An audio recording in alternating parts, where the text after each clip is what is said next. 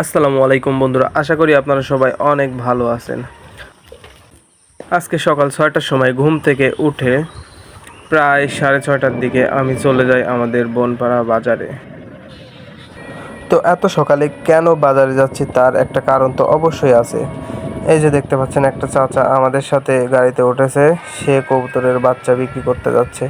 আর মূলত আমিও বাজারে যাচ্ছি কবুতরের বাচ্চা কিনতে। তো ইতিমধ্যে আমরা বাজারে চলে আসছি। আজকে প্রচণ্ড রোদ উঠছে সকালবেলা।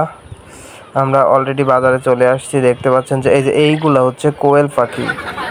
আর এখানে দরদাম চলতেছে। এই চাচা হয়তো ব্যাপারী, গৃহস্থ থেকে আর কি মোরগের দামাদামি করে মোরগ নিচ্ছে।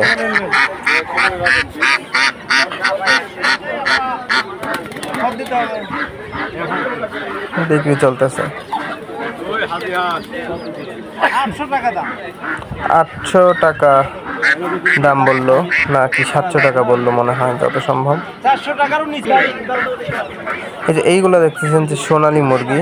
আসলে এই বাজারে সকালবেলা আসলে আপনারা সব ধরনের মুরগি থেকে হাঁস পাবেন, আর কি যাবতীয় সব কিছুই পাবেন মোটামুটি। এই যে বিভিন্ন রকমের হাঁস দেখতেছেন। আসলে আমি এক ধরনের মুরগি দেখে অবাক হয়ে গেছি। যে এই মুরগিগুলো এত সুন্দর লাগতেছে, মুরগিগুলা যে দেখেন পাথরকুচি কালার আর কি। তো আমি জিজ্ঞেস করলাম কি মুরগি ভাই, সে বললো ভাই এটা পাকিস্তানি মুরগি। তো আমি দেখতেছিলাম আর খুঁজতেছিলাম যে কোন কবুতরের বাচ্চাগুলো নেওয়া যায়। এই যে এই ভাইয়াটা বড় বড় কবুতর বেচতেছে, অনেকে কিনতেছে বাড়িতে পোষার জন্য। এই কবুতরগুলো নাকি মানে বাড়িতে নিয়ে যাওয়ার সাথে সাথে ডিম পারবে, এরকম কিছু একটা বলতেছে এই ভাইয়া। যে এই কবুতরগুলো নিয়ে যাওয়ার সাথে সাথে বাড়িতেই ডিম পারবে, কারণ এই কবুতরগুলোর বয়স। আর ইতিমধ্যে আমি এই বাচ্চাগুলো কিনে ফেলছি, যেখানে 3 জোড়া বাচ্চা আছে, 6টা আর কি।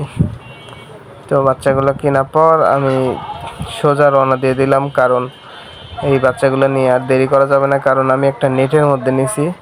তারপরে এসে সোজা গাড়িতে উঠছি, গাড়িতে উঠে বাড়ির দিকে রওনা দিছি। আর তো আজকে এ পর্যন্তই। আল্লাহ হাফেজ।